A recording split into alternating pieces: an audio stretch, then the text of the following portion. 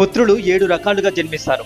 మనుష్య జన్మలు అనేక కారణాల వలన సృష్టించబడతాయి. వాటిలో ముఖ్యంగా పుత్రత్వం కూడా కర్మ ఫలానుసారంగా ఏర్పడుతూ ఉంటాయి. పుత్రులు 7 విధాలుగా ఈ లోకంలో అవతరిస్తారని మన పురాణాలు కూడా చెబుతున్నాయి. పూర్వజన్మలో తాను సంపాదించుకున్న సొమ్మును ఎవరికో ఇచ్చి భద్రపరచమని చెప్పాడు. కానీ తిరిగి తీసుకోకముందే మరణించాడు. ఆ దాచిన సొమ్మును తిరిగి పొందుటకై అదే ఇంటిలో పుత్రునిగా జన్మిస్తాడు. గత జన్మలో చేసిన అప్పును తీర్చని వాడు ఆ రుణాన్ని చెల్లించుటకై ఈ జన్మలో పుత్రునిగా అవతరిస్తాడు. గత జన్మలో ఉన్న విరోధం ఇంకా తీరకపోతే ఆ శత్రుత్వాన్ని ముగించుకోవటం కోసం పుత్రునిగా జన్మిస్తాడు. తనకు పూర్వజన్మలో ఎవరో అపకారం చేసినా ప్రతీకారం తీర్చుకోలేకపోయాడు. ఆ ప్రతీకారం తీర్చుకోవడానికే అపకారం చేసిన వాడికే పుత్రునిగా పుడతాడు. అతడినే ప్రతీకార పుత్రుడు అని అంటారు.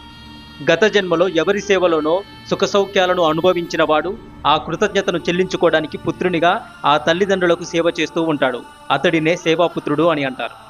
తనకు ఎవరో ఉపకారం చేసినా